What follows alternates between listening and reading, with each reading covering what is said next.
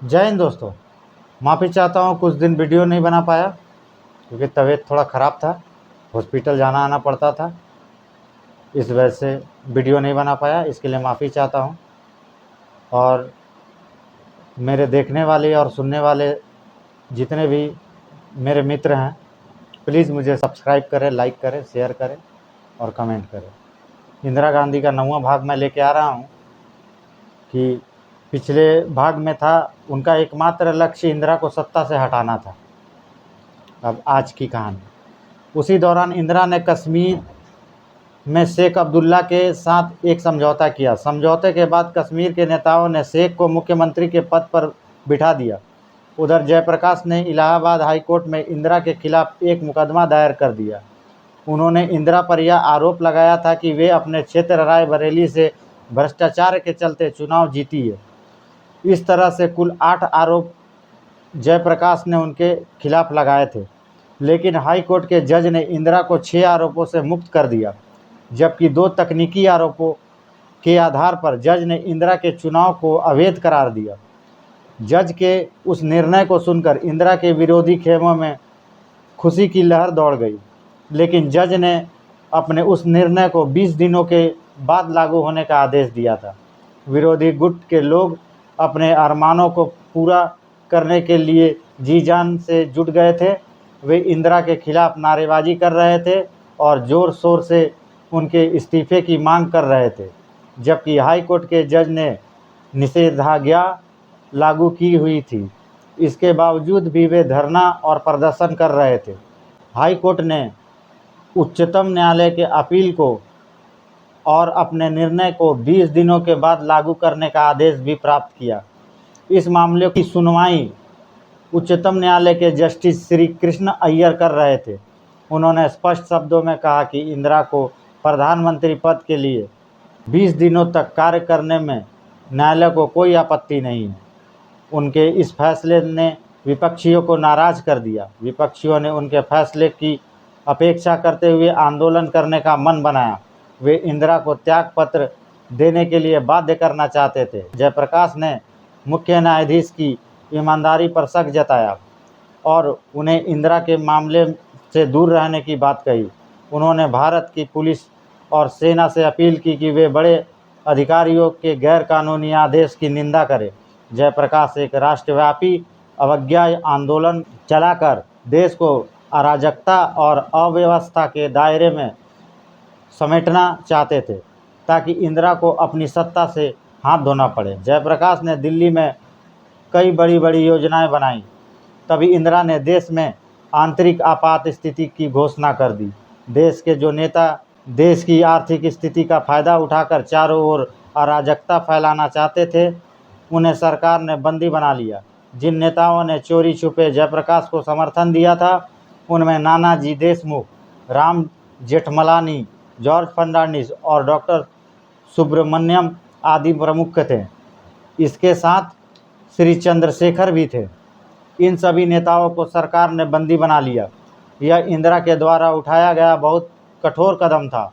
विरोधियों और देश की जनता ने इसकी कभी कल्पना भी नहीं की थी। इंदिरा ने सारे विश्व को यह बात बता दिया था कि वे ज़रूरत पड़ने पर सख्त से सख्त कदम उठा सकती है। उस समय इंदिरा ने राष्ट्र को संबोधित करते हुए कहा था, प्यारे देशवासियों, देश को अराजकता से बचाने के लिए आपात स्थिति लागू करना आवश्यक हो गया था। इसलिए मैंने देश में आपात स्थिति लागू की है।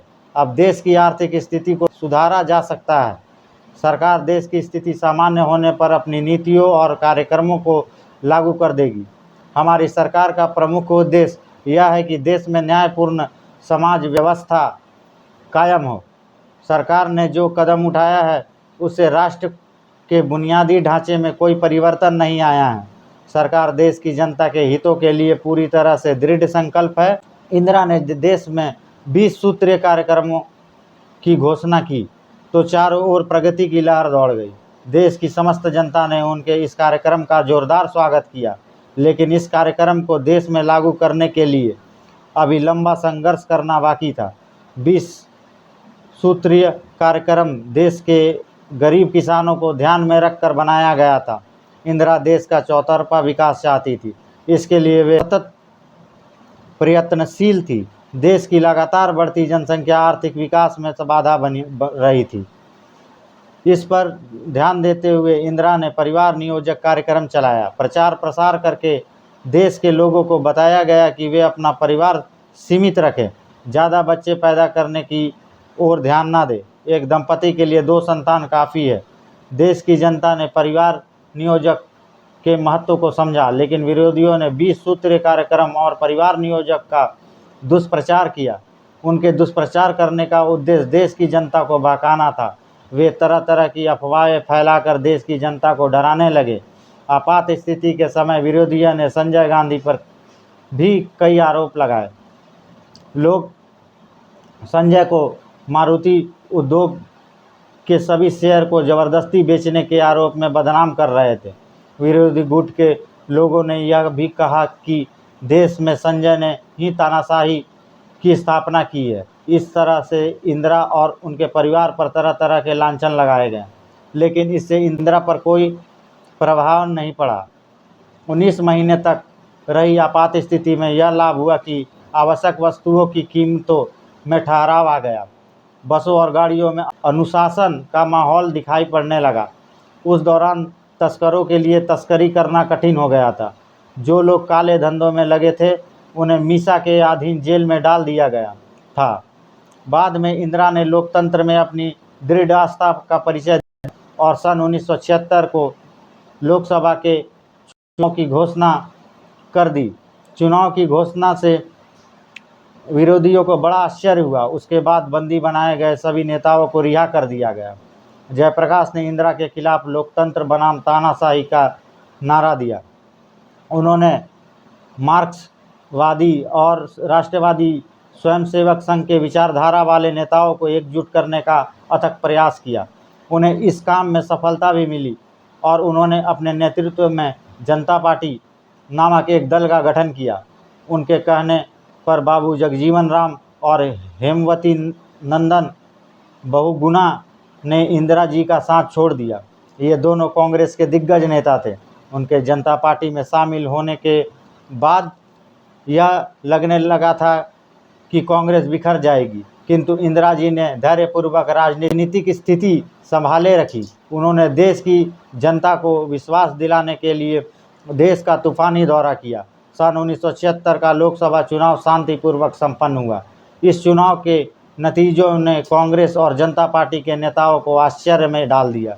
इंदिरा जी की भारी पराजय हुई। जनता पार्टी को देश की जनता ने भारी बहुमत से जिताया था। केंद्र में जनता पार्टी की सरकार बनी और इंदिरा जी को विपक्ष में बैठना पड़ा। जनता पार्टी ने सर्वसम्मति से मोरारजी देसाई को नेता चुना और उन्हें प्रधानमंत्री पद पर बैठाया। मोरारजी ने शासन संभालने के बाद इंदिरा के खिलाफ 48 जांच आयोग बिठाए और संजय के खिलाफ 35 जांच आयोग, मगर जांच आयोग जनता पार्टी के कई नेता इंदिरा को जेल में बंद करवाना चाहते थे, मगर इस पर उनके नेताओं में मतभेद पैदा हो गया। देश की जनता इंदिरा को सत्ता से हटाकर बहुत खुश थी। अब कांग्रेस में इंदिरा के अलावा ऐसा कोई नेता नहीं था जो देशव्यापी प्रभाव रखता था। कांग्रेस अंदर ही अंदर खोखली होती जा रही थी। इंदिरा अपने दम पर जनता पार्टी के आरोपों का सामना कर रही थी, लेकिन लाख प्रयत्न करने के बाद भी कोई इंदिरा के खिलाफ आरोप सिद्ध नहीं कर सका। उनके खिलाफ जितने भी आरोप लगाए गए थे वे सब बदले की भावना से लगाए गए थे। उनमें जरा भी सत्यता नहीं थी। आरोपों के चलते ही एक वाली दोस्तों आज के लिए बस इतना। जय हिंद दोस्तों।